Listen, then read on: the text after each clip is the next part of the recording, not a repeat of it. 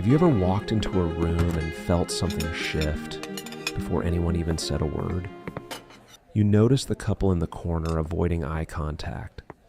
The tension is subtle, but it's there. You catch the slight delay in your coworker's smile, the kind that doesn't quite reach their eyes. And when a friend texts you differently than usual, shorter, colder, your mind doesn't just notice, it spirals. Did I do something wrong? Are they upset with me? Did I miss something? For most people, these details fade into the background, but for you, they don't. They stack, they echo, they stay. You don't just hear what people say, you hear how they say it. You don't just see what they do, you feel what they mean underneath it.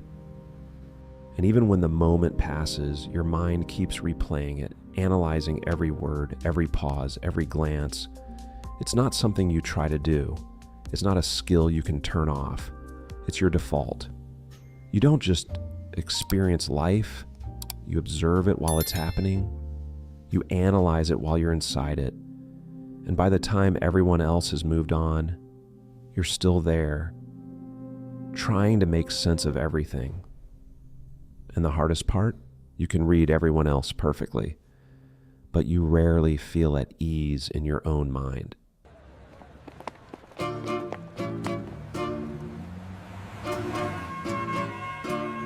just don't know what to do anymore. It feels like too much. I know. Let it out. You can't be serious right now. And then he said, "That's not my dog." I am completely...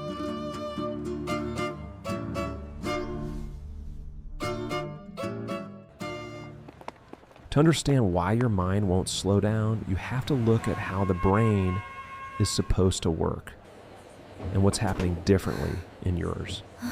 Every second, your brain is flooded with an overwhelming amount of information. Sounds, facial expressions, tone shifts, body language, subtle changes in I environment. don't know how to explain it. Normally, a system in your brain called What the is it? reticular activating system acts like a filter. It decides what matters and what doesn't, allowing most of that noise to fade into the background. But for you, that filter isn't as strict. Instead of blocking out the irrelevant, your brain lets more in. You don't just notice the obvious, you register the micro details. The slight hesitation in someone's voice, the tension behind a smile, the energy shift no one else seems to pick up on. And once that information gets in, your brain doesn't just store it, it processes it deeply. Your amygdala, the part of your brain responsible for detecting threats, becomes more sensitive. It scans for anything that could signal conflict or rejection. Your insula, which governs emotional awareness, amplifies what others are feeling. And your prefrontal cortex, the part responsible for thinking and analyzing, tries to make sense of it all. This creates a loop. You notice something, you try to interpret it, you feel uncertain, so you pay even more attention. And the cycle repeats. Your brain isn't broken, it's not malfunctioning. It's doing exactly what it learned to do, protect you. The problem is, it never learned when to stop. If you've ever wondered why you're like this, why you notice more, feel more, and think more than most people, the answer isn't simple. But one thing is clear, you didn't choose this. For some people, this heightened awareness begins with biology. There's a trait known as sensory processing sensitivity. Roughly 15 to 20% of people are born with a nervous system that processes stimuli more deeply. You don't just experience the world, you absorb it.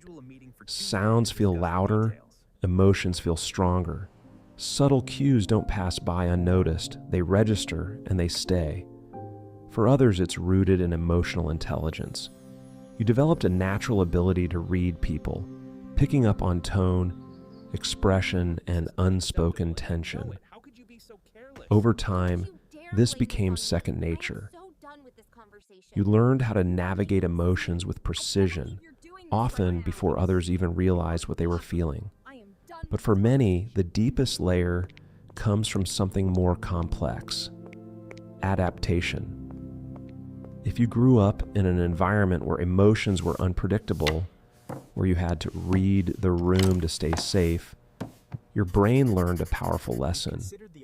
It learned that paying close attention wasn't optional, it was necessary. You became hyper-aware, not as a preference, but as a form of protection. You learned to scan for subtle shifts, to anticipate reactions, to adjust yourself before things could go wrong.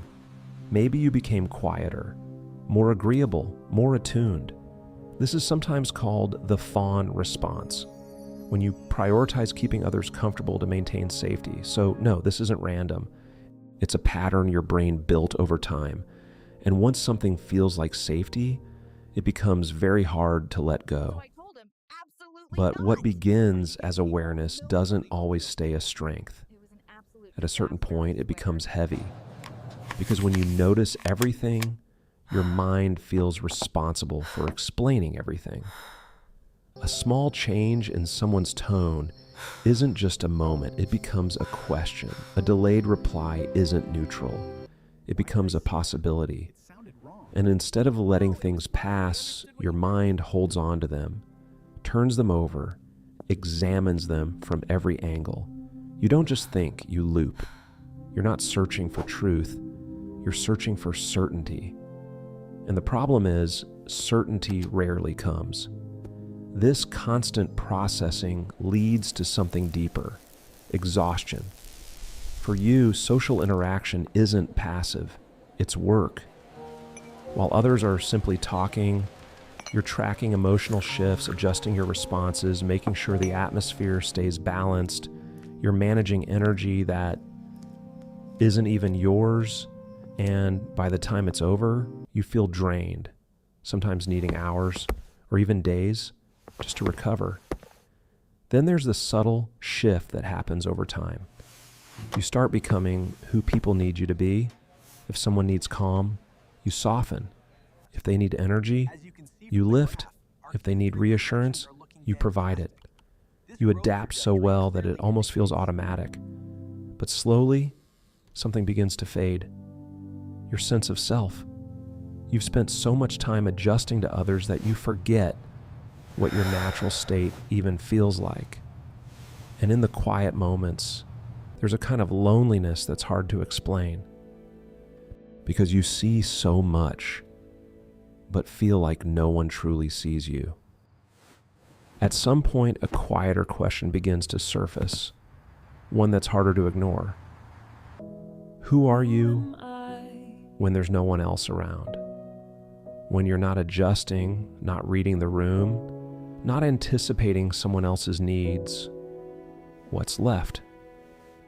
For someone who is constantly aware of others, identity can become fluid. You learn to shift, to adapt, to match the emotional tone of whatever environment you're in. And over time, that adaptability starts to blur the line between who you are and who you've learned to be. There's a difference between your authentic self and your adaptive self. One is rooted in your own thoughts, preferences, and emotions. The other is shaped by what keeps things smooth, safe, and accepted. And if you've spent years living in that adaptive mode, silence can feel unfamiliar. Because without the noise of everyone else, you're finally left with yourself.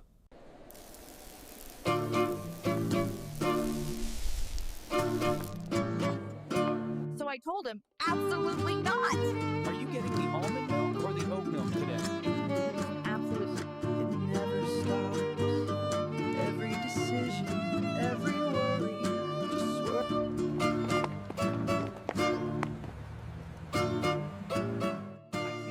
just So the goal isn't to shut your awareness off, it's to take control of it.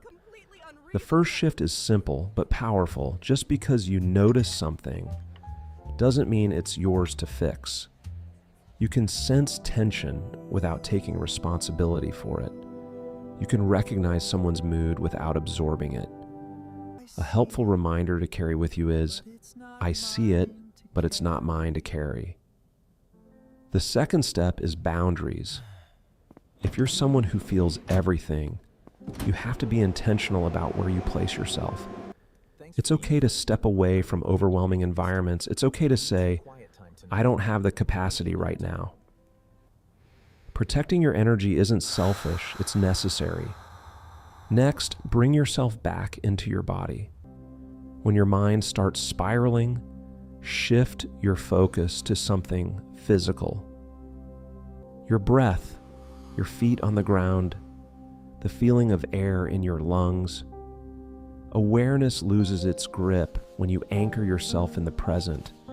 And finally, give yourself space to be alone, without input, without pressure, without performance. Because your awareness is not the problem. Unprotected awareness is. If this resonated with you, take a moment to subscribe to the channel and share your experience in the comments. You're not alone in this, and your voice might help someone else feel understood.